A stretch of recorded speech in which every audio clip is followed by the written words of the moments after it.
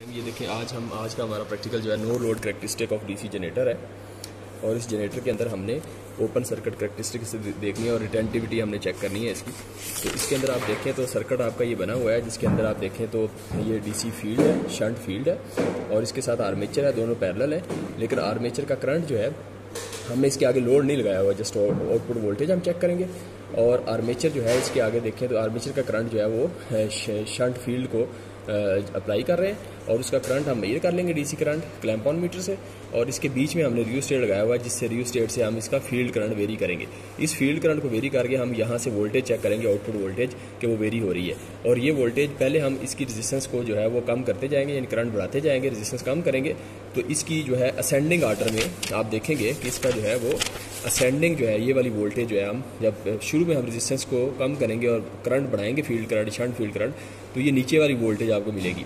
और अब जब दोबारा इसको हम कम करने की कोशिश करेंगे, यानी फील्ड करंट को दोबारा हम रेजिस्टेंस को बढ़ाएंगे और फील्ड करंट कम करेंगे, तो आप देखेंगे कि वो रिटेंटिविटी का असर आपको नजर आएगा कि जो वोल्टेज है उसी करंट की वैल्यू पे जो करंट जो भी आप सिलेक्ट करेंगे उस करंट पे जो जब दोबारा आप डिसेंडिंग आर्डर में जाएंगे तो वोल्टेज की मैग्नीट्यूड ज़्यादा होगी as compare to ascending order में जो वोल्टेज होगी उससे ये मैग्नीट्यूड ज़्यादा आएगी।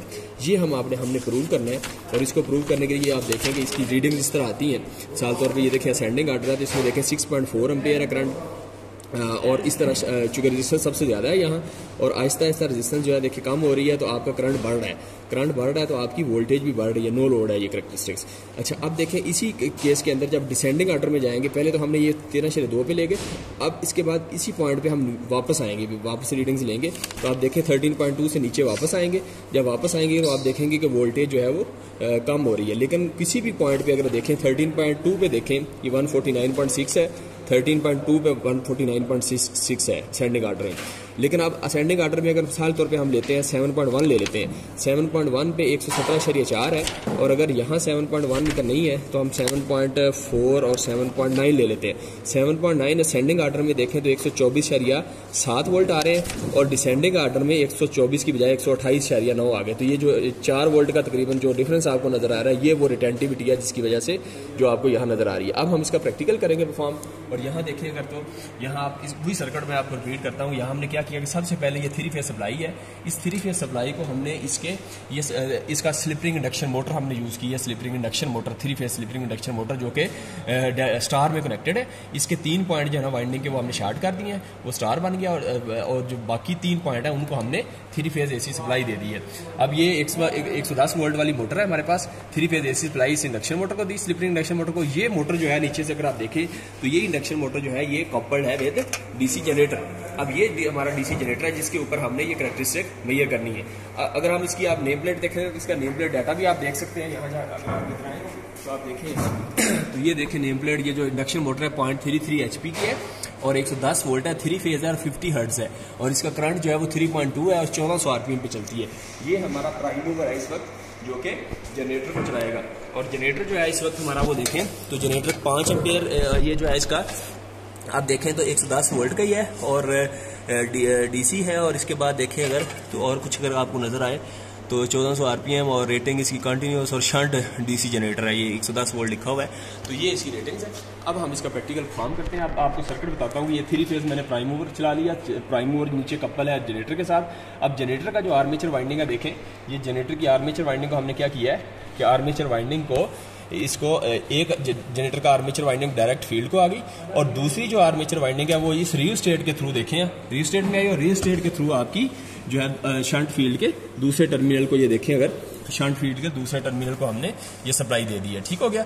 और अच्छा, अब इसके बाद ये देखें कि ये जो आपका एक तो आर्मेचर डायरेक्ट फील्ड के साथ है, दूसरी जो रियोस्टेट के थ्रू आई है उसमें हमने बीच में ये डीसी क्लैंप ऑन मीटर लगा दिया और उसको डीसी पे हमने सिलेक्ट कर लिया ताकि डीसी करंट मेजर कर सके, जो ये फील्ड करंट होगा जो कि हमें मेजर आएगा।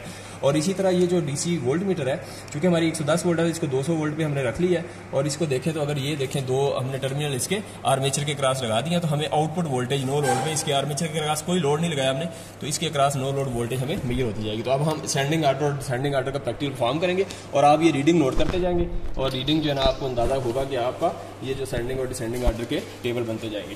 चलिए अब हम इसको ऑन करते हैं। ये 3 फेज सप्लाई है, सबसे पहले 3 फेज सप्लाई ऑन की, तो ये हमने ऑन कर दी है, ये ऑन हो। तो सबसे पहले मैक्सिमम रेजिस्टेंस पे यानी मिनिमम फील्ड करंट पे आपको वोल्टेज और ये करंट नज़र आ रहा है आपको।